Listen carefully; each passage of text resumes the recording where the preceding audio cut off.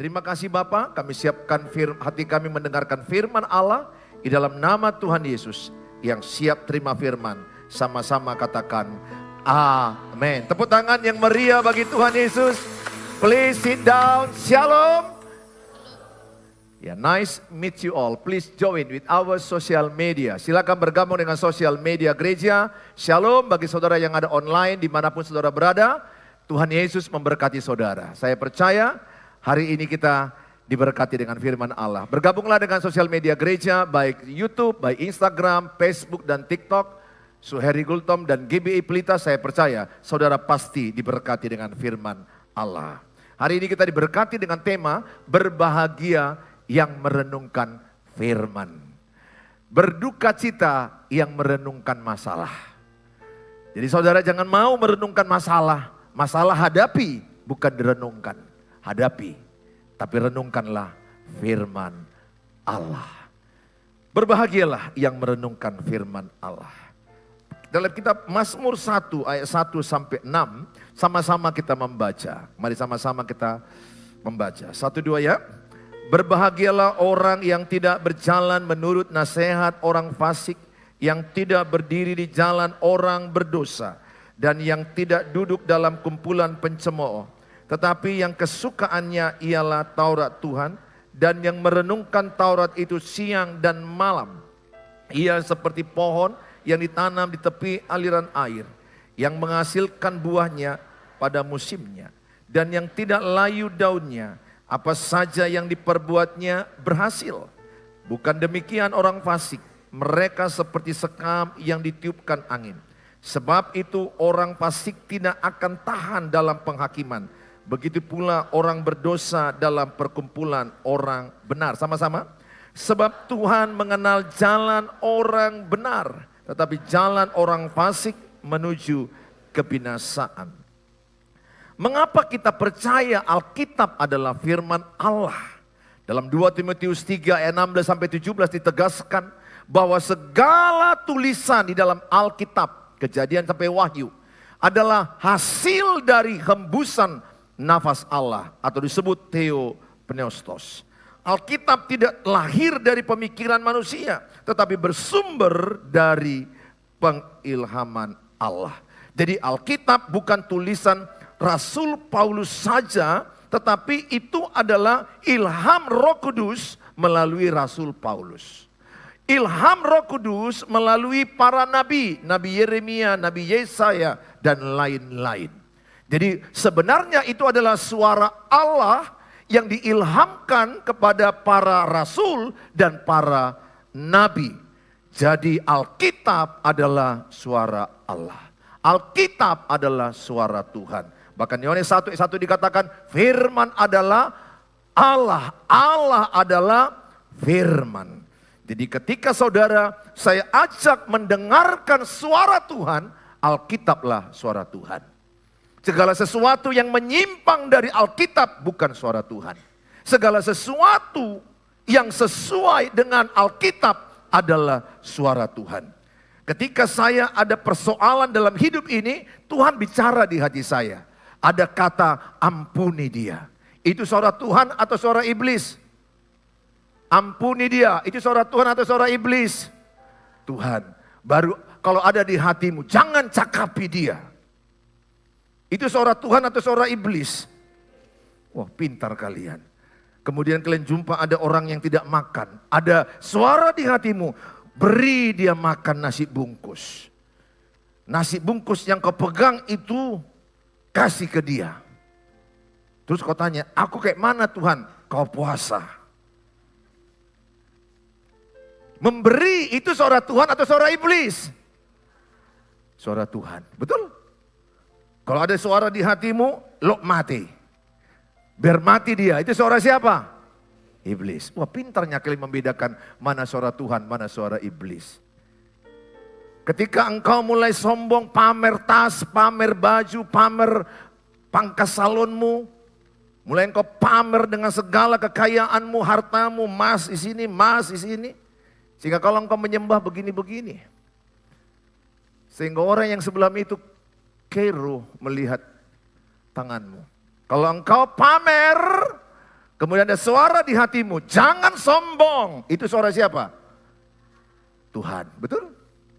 Tapi kalau suara di hatimu ada berkata, biar nampak berlian baru.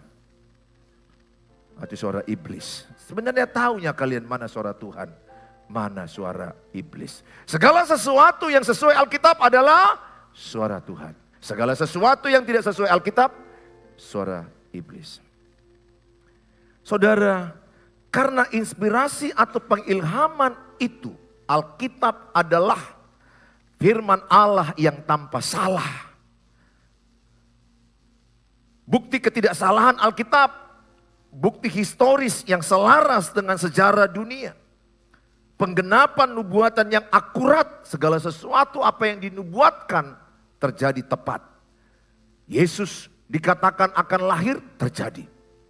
Yesus akan mati di kayu salib, terjadi. Sebelum terjadi, Yesus akan bangkit pada hari ketiga, terjadi.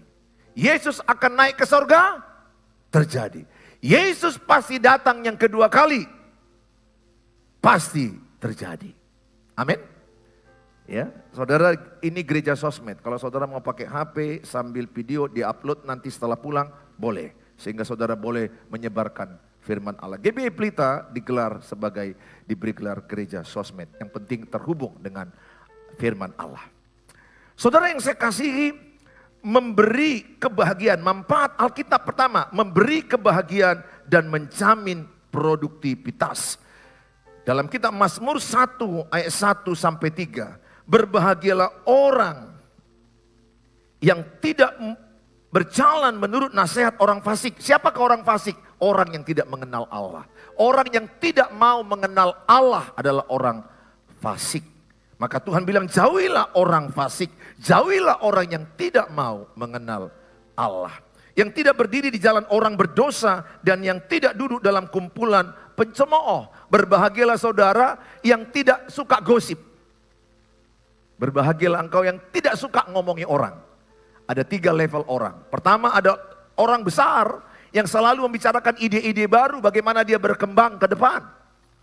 Level yang sedang adalah membicarakan situasi yang terjadi. Situasi keadaan ekonomi, keadaan politik, gempa bumi. Level yang paling rendah adalah orang yang suka membicarakan orang lain. Inilah penggosip. Aku berdoa saudara bukan level yang paling kecil.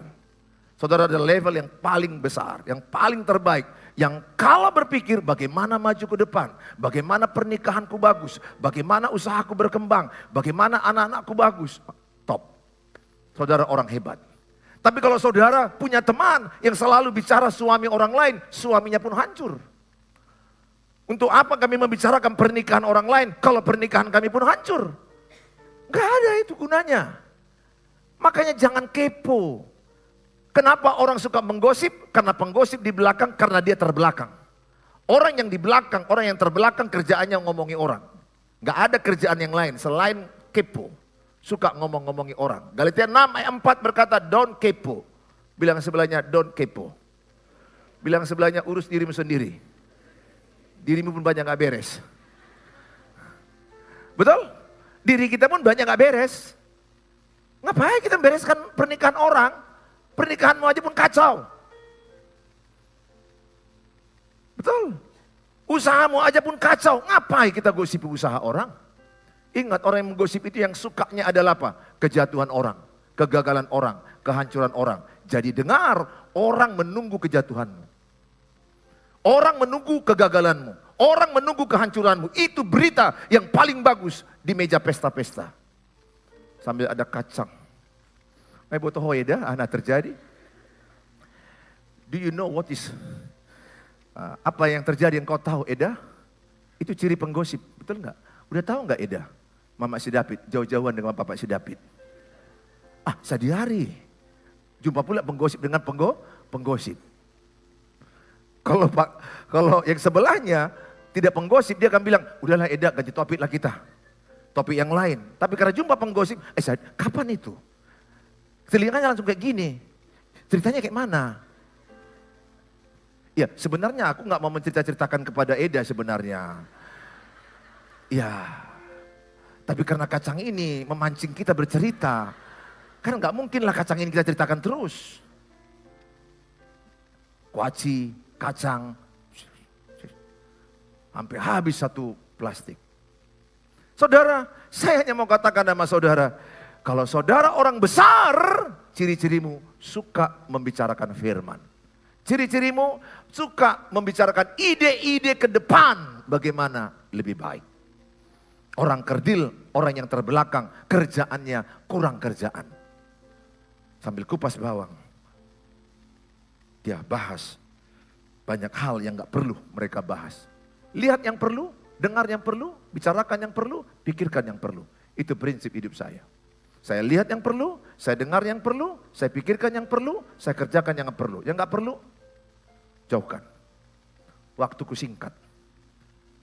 Saudara yang saya kasihi, kebahagiaan di dalam bagian ini berkaitan dengan kondisi diberkati karena hidupnya sesuai dengan hukum-hukum Tuhan. Saudara akan bahagia kalau saudara mengikuti tuntunan Tuhan.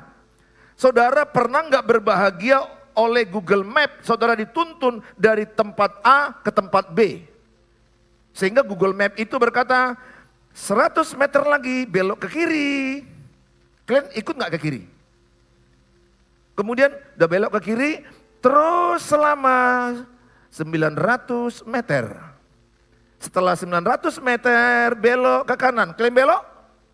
Belok, betul? Belok. Dan teruskan selama 500 meter, maka Anda tiba di tempat tujuan. Betul? Nah, pernahkah saudara melawan Google Map? Waktu bilang dia belok kiri, nah belok ke kanan.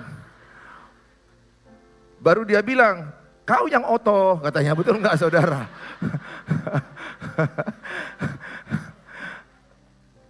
Akhirnya dia tersesat di hutan bambu. Kami di Bali, dari lokasi A ke lokasi B cari makan. Berangkat jam 7 malam. Oleh Google Map kami diarahkan lewat terus aja katanya.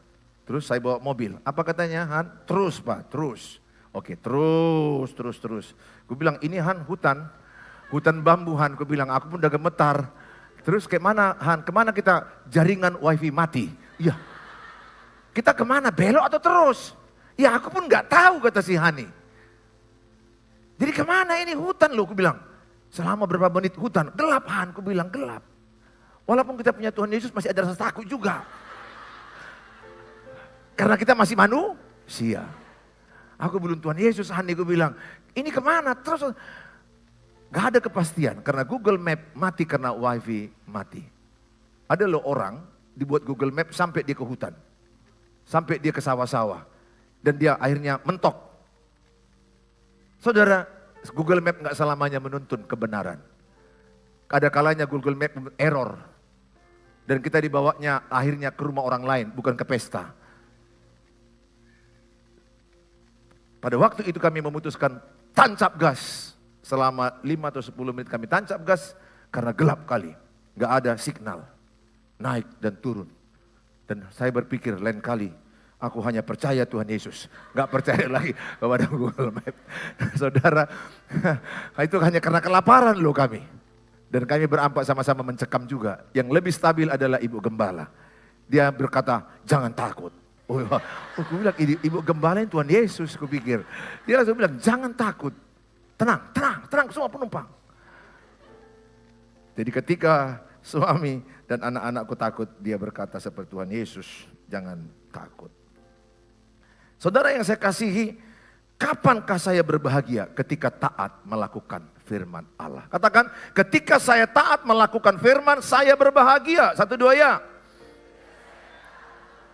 Siapa di antara saudara pernah taat dan kemudian saudara merasa bahagia ketika melihat orang lain gak punya baju, kemudian ada bajumu di gantungan, bahkan gantungan itu sudah mau peot.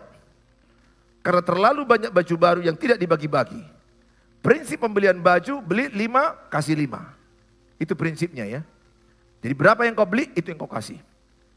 Ada kata-kata kasih baju sama fakir miskin, sama panti asuhan, sama orang yang di depanmu itu. Ketika engkau kasih dan engkau taat, bahagia? Bahagia, betul. ampuni mertuamu.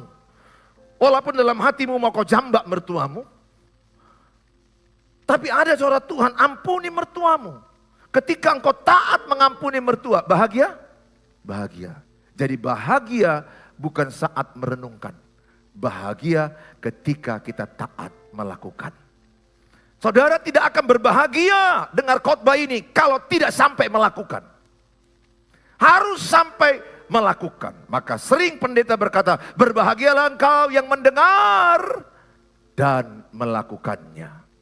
Enggak cukup kita hanya mendengar.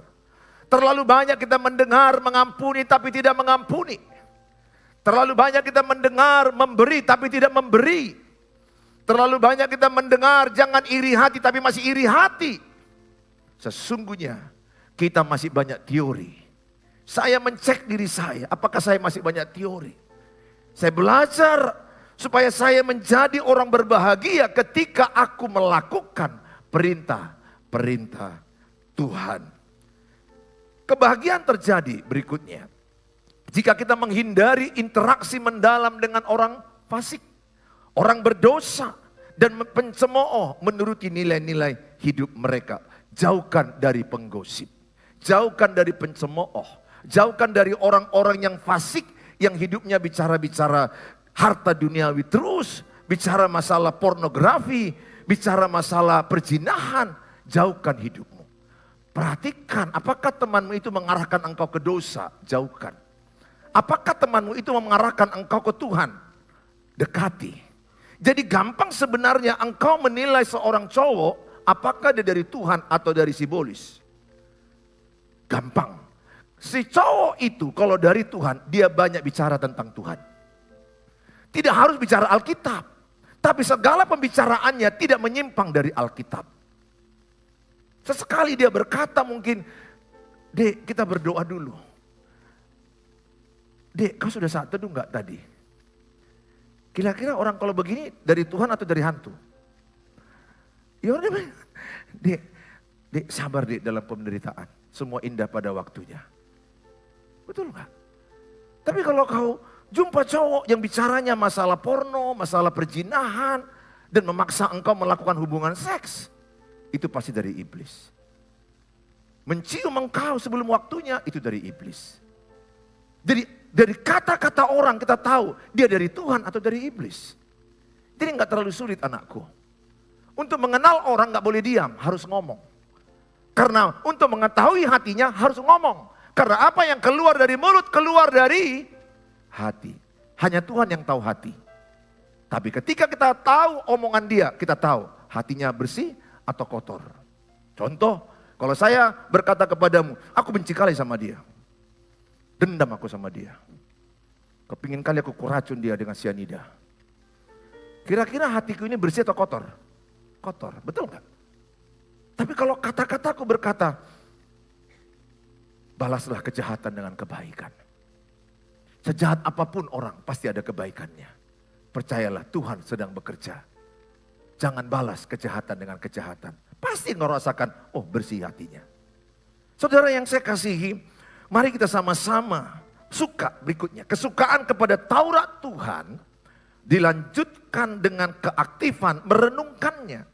Akan membawa kita kepada hidup yang berbahagia. Saya katakan tadi, kapankah kita berbahagia? Merenungkan saja atau melakukan? Melakukan. Saat melakukan firman engkau berbahagia. Walaupun berat perasaanmu. Pernahkah engkau berat mengampuni seseorang? Tapi begitu jelas Tuhan bicara di hatimu, ampuni dia. Kalau dia perempuan, peluk dia. Sama-sama perempuan. Laki-laki sama laki-laki. Rangkul mengampuni. Ada seorang anak yang tersakiti oleh bapaknya. Bertahun-tahun. Ketika dia ketemu bapaknya. Dia sudah dewasa. Udah 40-50 tahun. Tapi dia tersakiti oleh bapaknya sendiri. Banyak bapak yang menyakiti anaknya sendiri. Tapi Tuhan bicara kepada bapak ini. Ampuni bapakmu. Bapakmu bukan orang sempurna. Baru ada lagi kalimat, peluk bapakmu. Bagaimana aku memeluk bapak yang sadis? Bagaimana aku memeluk bapak yang menampar, menyakiti? Tapi ketika dia taat, untuk taat itu perlu kuasa Roh Kudus. Dan dia peluk bapaknya. Dia nangis sejadi-jadinya. Dan bapaknya juga nangis. Kenapa? Karena bapak menyakiti anaknya. Banyak anak terluka oleh bapaknya sendiri. Anak fatherless. Maka ada anak menjadi homo. Kenapa anak menjadi homo? LGBT. Kenapa ada anak menjadi orang free sex? Kenapa ada anak yang menjadi hidup dengan judi, narkoba, judol? Ada banyak orang yang terluka dengan bapaknya. Ada banyak anak kurang figur ayah. Ayahnya hidup tapi nggak berfungsi. Saudara, sehingga banyak anak yang terluka. Tetapi hamba Tuhan ini banyak yang saya dengar, peluk bapakmu. Saya juga sering mendengar itu, suara itu. Peluk dia. Saya peluk sesama laki-laki. Sebagai perdamaian, saling mengasihi, saling mengampuni. Mana tahu ini juga hari terakhir aku memeluk istriku dan anak-anakku. Jadi saudara, yang saya maksud adalah taatlah suara Tuhan yang di hatimu. Dengarlah suara Tuhan yang di hatimu. Enggak harus sekolah teologi ya dengar suara Tuhan. Tidak. Cukup hati nuranimu berkata, Tuhan bicaralah engkau di hatiku. Seluruh masalah rumah tanggaku kuhadapi dengan tuntunan Tuhan. Tahukah saudara dalam kitab Mazmur 128. Mazmur 128 ayat yang pertama. Mazmur 128 ayat yang pertama. Sama-sama kita baca nyanyian Ziarah 1 2 ya.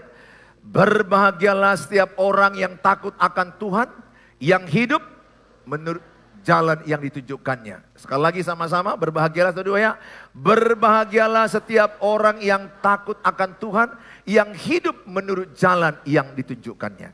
Jadi orang yang hidup dengan petunjuk Tuhan berbahagia. Ayat ini, ayat 1 sampai 6 adalah bicara rumah tangga yang diberkati. Berkat atas rumah tangga. Makanya saya bersyukur punya waktu dengan Pendeta Jaya bersekolah teologi tentang keluarga. Jadi kami ini belajar keluarga itu resmi loh. Punya textbook, punya makalah, punya diskusi, punya dosen. Duduk kami belajar tentang istri. Belajar tentang pernikahan, belajar tentang parenting mendidik anak. Duduk resmi, buku kami banyak. Dan aku bersyukur, maka Tuhan bicara di hatiku. Kalaulah semua rumah tangga hidup dengan petunjuk Tuhan, tidak ada lagi pertengkaran suami istri. Saya buktikan dengan diri saya, dengan istri saya dan anak-anak saya. Ini si cantik manis ibu gembala yang saya kasihi. Ini anakku yang manis si Hani yang saya kasihi. Dua perempuan ini, dua perempuan yang gagah perkasa yang dipakai Tuhan luar biasa. Orang-orang yang hebat bagi saya. Tanpa mereka mungkin saya tidak sekuat di sini. Mereka lah yang paling banyak mensupport saya, mendukung saya. Awalnya saya nggak tahu petunjuk suami. Akhirnya kulawan dia. Kalau istriku marah, ibu gembala marah, saya lawan. Karena aku pikir aku orang Batak. Istriku ini setengah Cina. Saya pikir kalau nanti aku mengalah, nanti aku diincak. Katanya istri kok dikasih hati, minta deposito. Minta deposito. Nah, saudara, awalnya saya lawan. Saya ladeni. Jujur, rumah tangga kami kacau. Persoalan. Saya nggak mengerti. Karena ada yang mengajari saya, suami nggak boleh kalah. Suami itu raja. Bukan karena raja guguk, tapi kau raja. Kau orang Batak. Suami itu harus, istri itu harus tunduk sama suami. Di dogma saya itu. Dogma. Jadi nggak boleh terlalu lembek sama istri. Hajar. Paham itu masuk. Dari kampung saya, Shantarmen. Saya mengalami doktrin yang salah. Sehingga kalau istriku udah mulai ngamuk, doktrin muncul. Kau lebih ngamuk. Supaya dia jerah. Jadi kalau istriku ngamuk, aku juga lebih ngamuk. Apa? Istriku ternyata juga bukan penakut. Istriku makin digitui, makin redup atau naik? Naik, akan diakui dia, makin naik. Istriku juga bilang, jadi apa mau papa? Kalau udah bertengkar, nggak ngomong papa mama lagi loh. Kau. Apa maumu? Kau udah hebat. Kau udah hebat. Apa? Apa? Pernah lo kayak gitu? Bayangkanlah bodohnya kami, cobalah. Apa maumu? Aku gak mau, aku aja ngalah terus. Udah berapa tahun pernikahan, hanya aku yang mengalah, kau tidak pernah mengalah. Saking bodohnya aku catatlah berapa kali aku ngalah, cobalah. Bodoh kali kan, cobalah. Ku catat. Dia mengaku dia aja ngalah. Aku mengaku aku aja ngalah. Catatlah. Kan bodoh jadinya. Nggak ada petunjuk. Saya baca Alkitab, saya ikuti petunjuk. Hai suami, Kolose 3:19. Jangan kasar kepada istrimu. Suami yang bodoh kasar sama istrinya. Istri itu adalah tubuhnya sendiri. Bahwa istri itu adalah di dalam tubuhnya suami. Kalau saya pukul tubuh saya sakit. Kalau saya pukul di istri ibu gembala, saya sakit. Artinya apa? Saya dituntun oleh Alkitab apa yang kulakukan kalau istriku marah. Kalau ya, dia sudah lama tidak marah, sangat lama. Dia juga manusia tidak sempurna, tapi sudah banyak perubahan, saya juga ada banyak perubahan. Kami sama-sama berubah. Ingat, dalam pernikahan yang salah, dua-dua. Tidak ada masalah pernikahan salah, hanya salah satu. Tidak. Yang salah dua-dua. Dua-dua harus berubah. Sehingga ketika dia mulai marah, saya tidak lagi mau melawan dia. Kalau saya membuat istriku menang, aku menang. Kalau aku membuat dia kalah, istriku kalah, ibu gembala kalah, saya kalah. Jadi untuk apa? Menang-menangan. Aku menangkan aja supaya aku menang.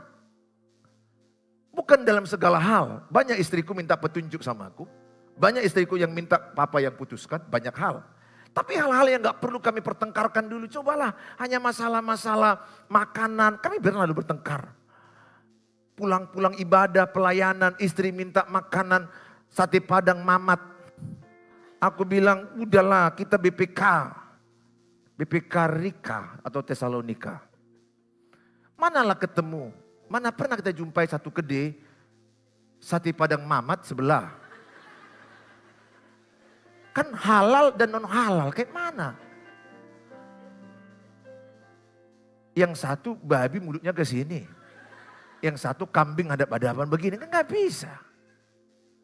Aku bilang, bertengkar loh kami gara-gara itu. Mana lagi kadang-kadang istri bilang, jadi makan apa kita? BPK. Kolesterol. Ya udah pangsit lah. Udah minggu lalu pangsit. Ya udah kita makan nasi goreng. Di rumah juga ada nasi goreng. Dalam hatiku mau apa? Akhirnya aku tanya, mau mama apa? Aku maunya mie rebus. Dia suka mie rebus. Aku suka mie rebus. Merebus. Dari tadi lah ngomong. Kan selesai. Masalah nonton lagi. Pernah kami bertengkar masalah nonton. Di 21. Om metong suami na oto. Ngapain lah kami bertengkar? Bertengkar dulu sampai kami ke bioskop. Dilihatlah posternya. Kita nonton ini apa? Ay social mon, ku bilang. Ay kartun don. Aku bukan TK mah, ku bilang. This is kartun. Enggak pak, ini enak. Animasi, pakai 3D. Hidup dia nanti. Ngapain kita nonton yang dihidupkan? Yang hidup aja deh kita tonton, ku bilang. Istriku suka yang ada singa-singa, Simba, lawan Simba. Nah, kan ada itu ya singa-singa itu. Pernah ya? Lion King. Kan ku tonton lah. Oto memahami Tuhan. Nggak masuk akalku. Karena aku kan nggak suka kartun. Dia suka kartun yang dihidup-hidupkan. Mateki, aku bilang tahap ini. Akhirnya asal dia nonton film kartun, aku bilang kita dipisahkan oleh dinding bioskop. Aku yang ini, lebih bagus ini perang-perang. Karena di rumah kita pun banyak perang, aku bilang, jadi udah tahu. Jadi, aku nonton perang, pernah kami berdua terpisah oleh bioskop. Dia film kartun animasi, aku film perang. Baru habis itu ketemu lagi, janjian lagi sama. Kan sudah aneh itu. Saya nggak mau lagi, saya bilang, lain kali apa yang kau pilih, itu aja. Yang penting bukan masalah nontonnya. Kau dekat di hatiku, itu yang penting. Sehingga ketika nonton film kartun itu, akabodat kuliah di situ. Aku tidur di bawah bodat ini udahlah. Udah. Ngapain lah monyet-monyet itu gini-gini. Itu pun gak monyet kartun. Lain orang, lain kesukaannya. Saya gak suka drakor. Buruku suka drakor. Kadang-kadang istriku juga suka drakor. Saya gak suka. Ingat, hati-hati. Nonton drakor, engkau bisa terikat. Hati-hati ya. Bukan dosa tapi hati-hati. Saya sekali disuruh istri, cobalah kau tonton, cobalah. Digodanya aku tonton lah. Film Doctors. Aku tonton, enak. Terus, tapi untuk aku diingatkan suara di hatiku. Terikat kau, terikat. Oh Tuhan, segala setan keluar. Dan jujur sangat enak. Tapi akhirnya saya putuskan tidak. Karena bukan bidangku. Karena aku harus mengerjakan banyak hal. Karena gak bisa nontonnya sekali. Dia harus berseri-seri. Dan selalu dipotongnya itu pas menjelang puncak-puncaknya. Jadi digantung-gantung kita terus. Ada lagi istri menonton yang drakor itu. Jadi gak cerai. Jadi gak ini orang cerai. Kalau cerai ini maunya sama aku. Nah saudara, cobalah. Dia berharap loh. Karena dilihat cowok itu sangat begitu fantastik, sangat begitu romantis. Saya katakan sama saudara, mari saudara ikuti petunjuk. Hai suami, ikuti petunjuk Tuhan. Pasti rumah tanggamu bahagia. Ketika suami mengalah, ingat untuk berdamai suami istri harus ada mengalah. Betul? Enggak bisa kami berdamai ketika bertengkar kalau tidak ada mengalah. Siapakah yang mengalah? Yang punya Tuhan Yesus. Katakan yang punya Tuhan Yesus wajib mengalah. 1, 2 ya. Ketika engkau bertengkar di kantor, bertengkar dengan orang lain di STM, bertengkar engkau dengan tetangga, gara-gara tiris air hujan. Ada loh orang bertengkar hanya gara-gara asap. Jadi membakarlah, mama saya bakar sampah. Asapnya kena ke rumah sebelah. Ngamuk. Kulihat itu. Asap itu. Mama aku bilang, kan gak salahku. Asap kan tergantung mana? Arah angin. Bisa loh hanya gara-gara asap. Bisa berantem. Sekali lagi, yang punya Tuhan Yesus mengalah. Matius 5 ayat 9, berbahagialah mereka yang membawa damai sejahtera. Karena mereka disebut anak-anak Allah. Katakan yang punya Tuhan Yesus wajib mengalah. 1, 2 ya. Siapa di sini yang punya Tuhan Yesus? Angkat tangan. Tos, katakan sebelahnya wajib mengalah. Bilang sebelahnya. Amin. Oh luar biasa. Saya tidak mau. Sekalipun bertahun-tahun sama istri saya tidak mau pernah terpancing. Kalau iblis mau masuk bertengkar. No. Saya bilang sama istri saya sama anak-anak saya. Cukup tahun-tahun lalu. Cukup berapa waktu yang lalu. But now sampai Yesus datang. Aku tidak akan pernah membentak engkau satu kata pun. Kedua, aku tidak akan pernah menuntut ibu gembala satu kata pun. Saya tidak akan menuntut istri saya, baru saya satu gembala. Karena kuliah sama-sama besarnya, jadi lupa yang mana ini istri yang mana. Dan sama-sama juga larangannya, jangan makan. Kadang-kadang si Hani sudah lebih kuat larangannya daripada mamanya. Karena dia sayang sama aku, kalau makan-makan babi terlalu banyak, nanti cepat mati, nanti gak ada bapakku, udah. Suara anak boru itu lebih patuhnya bapaknya. Betul? Kalau udah anak boru kayak gini besar, udah lebih hormat. Udah jadi sahabat, udah jadi teman. Enggak bisa lagi ku anggap dia anak tapi udah sahabat. Sekali lagi, ikutilah petunjuk petunjuk dalam berumah tangga, kupastikan rumah tanggamu surga. Satu aja mengalah, rumah tanggamu enggak ada bertengkar. Dua-dua mengalah, rumahmu penuh sukacita, penuh damai sejahtera. Enak makan, enak nonton di rumah, enak main-main anak-anakmu. Tapi kalau engkau bertengkar karena egois dan kesombongan, anakmu takut. Pernah lagi anak-anak, termasuk Hani dan Jimmy pernah, aduh pa, mengalah lah pa, ma, mengalah lah ma. Kami dua sama-sama ego, sama-sama sombong. Anak-anak kami, kasihan loh, kasihan anak-anak melihat papa mamanya bertengkar karena tidak mengikuti petunjuk Tuhan. Dia berani menikah tapi tidak belajar petunjuk sebagai suami. Dia tidak belajar petunjuk sebagai istri. Anak-anak trauma. Ada anak tidak mau menikah karena takut punya pernikahan seperti papa mamanya. Ada anak yang trauma karena takut melihat papanya yang kasar dan selingkuh. Ada. Sekali lagi saya katakan, hai bapak-bapak, kasihilah istrimu seperti Kristus mengasihi jemaat, rela mati di kayu salib. Demikianlah suami rela mati mengasihi istri. Berkorban, love is sacrifice. Bukan hanya nunggu dia di pajak atau di pasar belanja, tidak. Mati pun suami harus mau kepada istrinya. Mati pun mau. Apalagi lah mengalah diam. Kalau istriku kurang stabil emosi, apa yang kulakukan? Aku tahu bahasa kasih dia. Action, melayani, service.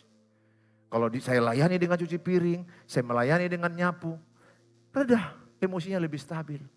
Bahasa kasihku sentuhan. Makanya aku suka asal aku pergi kemana-mana, aku cium, aku peluk.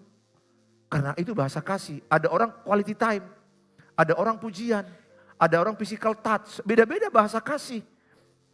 Saya ajak sama saudara, rumah tangga yang baik itu saling menyayangi, saling mengasihi, saling mensupport. Ada komunikasi keterbukaan, ada rasa nyaman.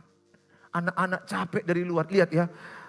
Bapak, mama pergi kerja, pagi hari full bed, betul? Full bed. Anak pergi sekolah, kuliah, full bed, betul? Dan ketika bapak mama pulang ke rumah, full bed berubah jadi apa? Low bed. Low bed, emosi, sensitif. Sama-sama capek. Anak-anak pergi kuliah, pergi sekolah, capek. Dari pagi full bed, pulang dia menjadi apa? Low bed. Semua orang low bed. Siap-siap tempur. Siap-siap, siapa yang mulai menyalakan, tok, langsung korslet. Tapi kalau Bapak yang terhubung kepada Tuhan, dia tetap bisa full bed. Karena di-charger dengan kuasa Tuhan dari surga. Tugasku berdoa terhubung dengan Tuhan. Tugas istri juga terhubung dengan Tuhan. Memang sama-sama capek.